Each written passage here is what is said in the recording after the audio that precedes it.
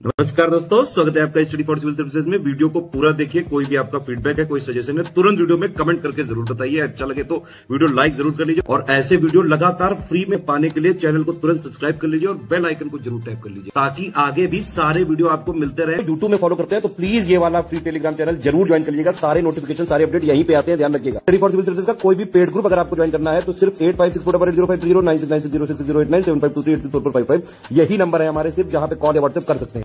Instagram पे हमारा page जरूर फॉलो कर लीजिएगा, स्टडी फॉर सिविल .सर्विसेज है। ट्विटर पे हमको जरूर फॉलो कर लीजिएगा @स्टडी फॉर सिविल। आज के वीडियो में हम देखेंगे कि ब्रिटिशर्स ने किस तरीके से अपनी पॉलिटिकल और एडमिनिस्ट्रेटिव पावर्स यानी राजनीतिक और प्रशासनिक शक्तियों को मजबूत करने के लिए, उन्हें कंसोलिडेट करने के लिए इंडिया के जो नेबरिंग कंट्रीज़ थे उनके साथ फाइट्स की थी या कुछ संधियां साइन की थी। तो उनको हम डिटेल में डिस्कस करेंगे। तो चलिए आगे बढ़ते हैं, क्वेश्चन के फॉर्म में इस पूरे टॉपिक को कवर करते हैं। हमारा क्वेश्चन कह रहा है, to consolidate their administrative and political powers in the region Britishers had to conflict with the neighbouring countries. Comment. क्षेत्र में अपनी प्रशासनिक और राजनीतिक शक्तियों को मजबूत करने के लिए अंग्रेजों को पड़ोसी देशों के साथ संघर्ष करना पड़ा। टिप्पणी करें। तो हम बताएंगे कि अपनी शक्ति को मजबूत करने और भारत में अपनी सीमाओं की रक्षा करने के लिए अंग्रेज़ों को पड़ोसी देशों के साथ लड़ाई करनी पड़ी थी। तो पड़ोसी देशों के साथ ब्रिटिश भारत के संबंध इस प्रकार थे। सबसे पहले हम देखेंगे एंग्लो भूटानीज रिलेशन, यानी ब्रिटिश इंडिया के भूटान के साथ कैसे रिलेशंस थे। तो 1816 में ब्रिटिशर्स की एंट्री होती है असम में। जब असम में ब्रिटिशर्स एंटर करते हैं तो उसी टाइम पे भूटान के बॉर्डर के पास वो आते हैं और उसी टाइम पे भूटानीज के साथ का अग्रेशन होता है, कन्फ्लिक्ट होती है। भूटानीज किया क्या करते थे कि वो असम और बंगाल के क्षेत्रों में रेड किया करते थे, बार बार छापा मारते रहते थे और एक टाइम पे आकर के उन्होंने जो फोर्सेस थी, ब्रिटिशर्स थी, उनको बहुत मिसट्रीट किया था, उनके साथ बुरा व्यवहार किया था। इसके अलावा उन्होंने अंग्रेज़ों को फोर्स किया था कि जो पासेस असम तक ले जाते हैं उनको वो फ्री कर दें और उन पासेस को सरेंडर कर दें भूटानीज को। तो शुरुआत में ये होता रहा, लेकिन 1865 में फिर जब ब्रिटिशर्स ने अनेक्स कर लिया इन सारे पासेस को और भूटानीज को फिर अलाउंस देना बंद कर दिया, जो इन पासेस को यूज़ करने के लिए भूटानीज को ब्रिटिश सरकार को देने पड़ते थे। और उसी के साथ फिर जो टी प्रोडक्शन वाला एरिया था, काफ़ी जो असम का इलाके में जहाँ पे बहुत अच्छा टी कल्टीवेशन होता है, वो एरिया ब्रिटिशर्स के अंदर आ गया। तो सिंपली हमने देखा कि जब असम में ब्रिटिशर्स की एंट्री होती है तो भूटान के साथ कन्फ्लिक्ट होता है। कुछ टाइम तक तो भूटान ओवर पावर करता है ब्रिटिश आर्मी को, लेकिन उसके बाद फिर ब्रिटिशर्स उसे ओवर पावर करके सारे जो पासेस होते हैं उनको कैप्चर कर लेते हैं। इसके अलावा जो टी प्रोडक्शन वाला एरिया था उसको भी कैप्चर कर लेते हैं। इसके बाद आता है एंग्लो नेपालीज रिलेशन, यानी ब्रिटिश इंडिया के नेपाल के साथ कैसे संबंध थे। तो 1760 तक हम देखते हैं कि नेपालीज अपने बॉर्डर के अंदर रहा करते थे। जो गोरखास थे नेपाल के, वो नेपाल के बॉर्डर के अंदर रहा करते थे। 1760 के बाद वो एक्सपेंड करना शुरू करते हैं। नॉर्थ में चाइना था जिसकी पावर बहुत ज़्यादा थी, तो इसलिए नॉर्थ में एक्सपेंड नहीं कर पाए, लेकिन साउथ में इंडिया की तरफ इन्होंने एक्सपेंशन अपना शुरू कर दिया। और फिर 1801 में जब गोरखपुर ब्रिटिश इंडिया के अंदर आता है तो ब्रिटिशर्स की सीमा नेपालीज की सीमा के साथ, स्पेशली गोरखास की सीमा के साथ लगने लगती है। और जैसा भूटान के केस में हमने देखा था, जब आसाम से कांटेक्ट हुआ था ब्रिटिशर्स का और फिर उसके बाद भूटान का एरिया इनके सामने आया था, फिर कन्फ्लिक्ट हुआ था, वही सेम चीज़ होती है नेपाल के केस में। दोनों की बाउंड्रीज में कन्फ्लिक्ट होने लगती है और जब कन्फ्लिक्ट एकदम बढ़ जाती है, जब गोरखास कैप्चर कर लेते हैं बुटवल और शोराज वाला एरिया। उसके बाद 1816 में सगौली की ट्रीटी साइन होती है, सगौली की संधि होती है 1816 में। उसके बाद ये वॉर कंक्लूड होती है। सगौली की ट्रीटी के अंदर नेपाल ने एक ब्रिटिश रेजिडेंट को अपने अंदर इस्टेब्लिश कर दिया था, एक्सेप्ट कर लिया था ब्रिटिश रेजिडेंट को, और उसके बाद इसने गढ़वाल कुमायूं वाला एरिया छोड़ दिया था नेपाल ने, और सिक्किम से भी विड्रॉ कर लिया था। तो ये 3 चीज़ें नेपाल की तरफ से की गई थी। और फिर अगर हम देखें कि इंडिया में क्या हुआ था सगौली की ट्रीटी के बाद, तो इंडिया में ब्रिटिश एम्पायर अब हिमालय तक पहुंच गया था। पहले इसने बंगाल को कैप्चर किया, फिर नॉर्थ इंडिया की तरफ आया, अब हिमालय तक एक्सटेंड हो जाता है ब्रिटिश इंडिया। और शिमला, मसूरी, नैनीताल जैसे हिल स्टेशन तक ब्रिटिशर्स की पहुंच हो जाती है। इसके अलावा एक गोरखा रेजिमेंट बन जाती है ब्रिटिश इंडियन आर्मी में, जो कि आज तक हमारी आर्मी में एग्जिस्ट करती है। फिर आते हैं बर्मा के साथ एक एंग्लो एक बर्मीज रिलेशन, यानी ब्रिटिशर्स के रिलेशन बर्मा के साथ। तो बर्मा में एंट्री करने का इनका मेन रीज़न था कि बर्मा में फॉरेस्ट रिसोर्सेज बहुत ज़्यादा थे, तो इन कॉमर्शियल पर्पस से बर्मा में ब्रिटिशर्स ने एंट्री करी थी। और इसका एक रीज़न ये भी था, यहाँ पे फ्रेंच प्रेजेंस थी, तो बर्मा और साउथ ईस्ट एशिया से फ्रेंच प्रेजेंस को हटाना और यहाँ के जो फॉरेस्ट रिसोर्सेज थे उनको कैप्चर करना मेन इनका एम हुआ करता था। और इनके ये कॉमर्शियल इंटरेस्ट के चलते 3 एंग्लो बर्मीज युद्ध होते हैं और 1885 में फाइनली बर्मा ब्रिटिश इंडिया का पार्ट बन जाता है। तो हम पहला सबसे बर्मीज वॉर देखेंगे, एंग्लो बर्मीज वॉर। तो ये रिजल्ट था बर्मीज एक्सपेंशन का। तो जो बर्मीज थे वो वेस्टवर्ड यानी इंडिया की तरफ एक्सपेंड कर रहे थे और इन्होंने अराकन और मणिपुर का एरिया कैप्चर कर लिया था। ये बना फर्स्ट एंग्लो बर्मीज युद्ध का कारण। और फिर 1826 में यांडाबो की संधि साइन होती है। इसके बाद ये युद्ध खत्म होता है। फिर आता है second Anglo Burmese war. Second Anglo Burmese war का मेन कारण था ब्रिटिशर्स के कॉमर्शियल नीड्स और इनकी इंपीरियलिस्ट पॉलिसीज।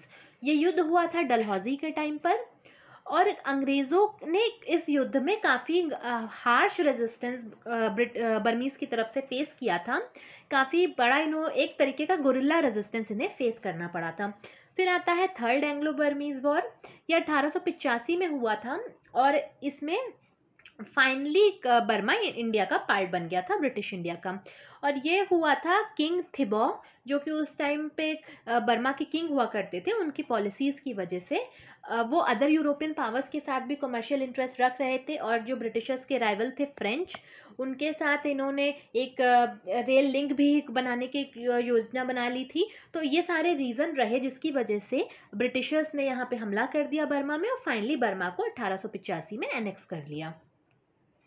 उसके बाद एंग्लो तिब्बतन रिलेशंस हम देखें तो तिब्बत में एक ब्रिटिशर्स की एंट्री होती है जब रशिया का इन्फ्लुएंस बढ़ने लगता है और ये भी माना जाता था कि रशिया यहाँ पे आर्म्स सप्लाई कर रहा है तिब्बत में।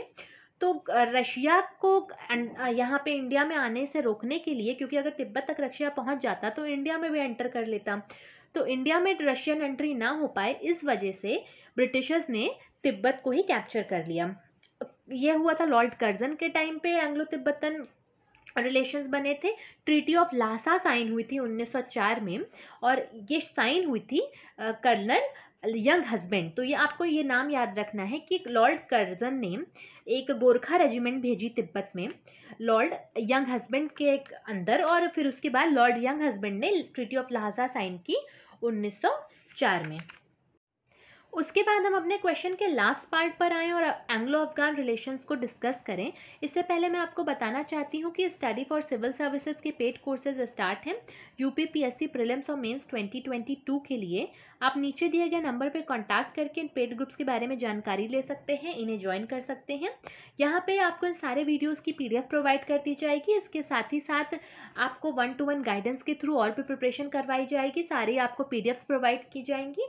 आपके मेंस आंसर राइटिंग प्रैक्टिस कराई जाएगी, आंसर्स को रिव्यू भी किया जाएगा। आपकी प्रिपरेशन अनदर लेवल हो जाएगी। नीचे दिए गए नंबर पे कांटेक्ट करें, ग्रुप्स को ज़रूर ज्वाइन करें।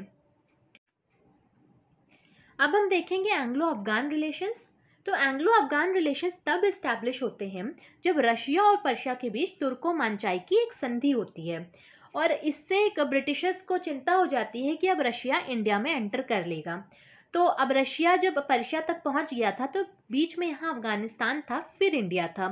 तो ब्रिटिशर्स को था कि अगर हम अफगानिस्तान को कैप्चर कर लें तो हमारा इंडिया पे जो कंट्रोल है वो टैक्टिक रहेगा, वो चेंज नहीं होगा। तो उन्होंने अफगानिस्तान की तरफ रुख किया। अफगानिस्तान के आमिर हुआ करते थे उस टाइम पे दोस्त मोहम्मद। ब्रिटिशर्स ने कहा दोस्त मोहम्मद से कि आप हमारे अलाई बन जाइए और आप रशिया की तरफ मत जाइए। तो अलायंस के लिए दोस्त मोहम्मद तैयार थे, लेकिन उन्होंने ये शर्त रख दी कि जो हमारा सिंध वाला इलाका है, सिंध में पेशावर वाला इलाका है, अब वो हमें दिलवा दीजिए रंजीत सिंह से, क्योंकि 1809 में रंजीत सिंह के साथ ट्रीटी ऑफ अमृतसर साइन हो चुकी थी और इस ट्रीटी ऑफ अमृतसर में ब्रिटिशर्स ने रंजीत सिंह को अश्योर किया था कि आप इंडस के राइट बैंक पे कितना भी एक्सपेंड करें, हम उसमें हस्तक्षेप नहीं करेंगे। इस वजह से दोस्त मोहम्मद की इस बात को नहीं माना ब्रिटिशर्स ने, और फिर उसके बाद ये हुआ कि एक ट्राईपार्टाइट इन्होंने ट्रीटी साइन कर ली शाह सूजा के साथ और सिख्स के साथ। उसके साथ साथ इसमें ट्रीटी में ब्रिटिशर्स थे।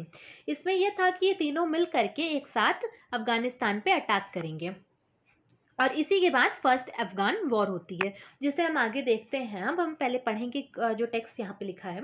तो ऑकलैंड थे उस टाइम पे जब ये अफगान के साथ इंडिया रिलेशंस इस्टेब्लिश कर रहा था। तो लॉर्ड ऑकलैंड अपनी फॉरवर्ड पॉलिसी के साथ आगे आते हैं और फॉरवर्ड पॉलिसी में ये था कि सामने वाला आप पे अटैक करे उससे पहले आप अटैक कर दो। तो इन्होंने 1838 में अंग्रेज़ों सिख और शाह सूजा के बीच एक ट्राईपार्टाइट संधि पर हस्ताक्षर किए गए, जिससे कि अंग्रेज़ों ने जा करके वहाँ पे अफ़गानिस्तान पे अटैक कर दिया और अटैक के बाद दोस्त मोहम्मद को वहाँ से हटा दिया और शाह सूजा को अफ़गानिस्तान का आमिर बना दिया। अब शाह सूजा को अफ़गानिस्तान की जो जनता थी उसने एक्सेप्ट नहीं किया और इस वजह से वहाँ पे रेबिलियन हो गया। उसके बाद शेर अली आमिर बने। शेर अली आमिर बने उस टाइम पर रशिया ने अफ़गानिस्तान में अपना डिप्लोमेट्स भेज दिए। शेर अली उसके साथ नहीं थे, लेकिन जब रशिया ने फोर्सफुली अपने डिप्लोमेटिक पावर्स को भेज दिया अफ़गानिस्तान में तो उन्हें एक्सेप्ट करना पड़ा। ब्रिटिशर्स ने कहा हम भी अपनी पावर्स भेजेंगे, तो शेर अली ने कहा नहीं, हमारे पास ऑलरेडी रशिया की पावर्स है तो अब हम आपकी पावर्स को यहाँ नहीं रख सकते हैं। तो शेर अली ने एंटर होने से ही रोक दिया लिटन की जो फोर्स थी उसको। इससे हुआ क्या कि लिटन को गुस्सा आ गया और फाइनली फिर सेकेंड एंग्लो अफगान वॉर शुरू होती है। और ये अफगान वॉर जब शुरू होती है तो ट्रीटी ऑफ गंडमक एक आती है 1879 में। शेर अली की डेथ हो जाती है उसके पहले ही, और शेर अली की डेथ के बाद उनके बेटे याकूब खान आते हैं। याकूब खान को ट्रीटी ऑफ गंडमक की शर्तें बताई जाती हैं और वो लेकिन उसे नहीं मानते हैं। याकूब खान हट जाते हैं, उसके बाद नए आमिर बनते हैं जिनका नाम था अब्दुल रहमान, और ये फिर गंडमक की ट्रीटी को मान लेते हैं और इसके बाद ये पूरी वॉर कंक्लूड हो जाती है। अब गंडमक की ट्रीटी के बाद होता क्या है कि ब्रिटिशर्स अपना एक एनवॉय रखेंगे काबुल में और कोई भी फॉरेन पॉलिसी नहीं बनाएगा अफगानिस्तान बिना ब्रिटिशर्स के पूछे। यही सारी बातें ये मनवाते हैं। उसके बाद रिपन का टाइम आता है और रिपन के टाइम में बफर स्टेट बन जाता है अफगानिस्तान, जिससे कि ये समझ लीजिए जैसे हमारा इंडिया है, उसके बाद यहाँ पे अफगानिस्तान था, फिर यूएसएसआर था। तो हमारा इंडिया अब एक इससे अफगानिस्तान के यहाँ पे होने से डायरेक्ट अटैक से बच गया था। तो अफगानिस्तान एक बफर स्टेट की तरह काम कर रहा था। लेकिन यहाँ पे बफर स्टेट बनने के बाद जो इंडिया की वेस्टर्न फ्रंटियर और अफगानिस्तान की जो बाउंड्री थी, यहाँ पे रहने वाली ट्राइब्स इस फ्रंटियर को नहीं माना करती थी। तो इस फ्रंटियर को प्रॉपर्ली डिमार्केट करने के लिए एक ड्यूरेंट अग्रीमेंट साइन होता है, ड्यूरेंट संधि होती है और यहाँ पे ड्यूरेंट लाइन बनती है। लेकिन ये ड्यूरेंट लाइन भी उतनी सक्सेसफुल नहीं होती है प्रॉपर्ली डिमार्केट करने को बाउंड्री को। और जब कर्जन आते हैं 1904 के करीब, 1905 में यहाँ पर नॉर्थ वेस्ट फ्रंटियर प्रोविंस बन जाता है। तो इसी के साथ हमने देखा किस तरीके से ब्रिटिशर्स ने इंडिया में धीरे धीरे अपने एक्सपेंशन के बाद फॉरेन की टेरिटरीज़ को भी, नेबरिंग कंट्रीज़ की टेरिटरीज़ को भी अपने ब्रिटिश इंडिया में एक्वायर करना शुरू कर दिया था। नेक्स्ट वीडियो में हम नेक्स्ट टॉपिक को डिस्कस करेंगे, तो बने रहिएगा चैनल के साथ। मिलते हैं नेक्स्ट वीडियो में। Thank you for watching.